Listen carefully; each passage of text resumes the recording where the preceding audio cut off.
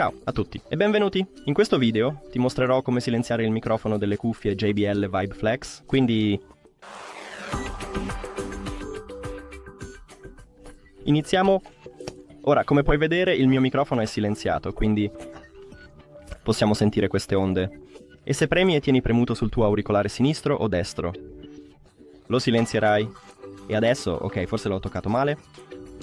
Ora premo e tengo premuto, e come puoi vedere non ci sono onde qui, quindi il microfono è silenziato. E se premi e tieni premuto di nuovo, lo riattivi. Ce l'abbiamo fatta. Ok, forse dovrei farlo di nuovo.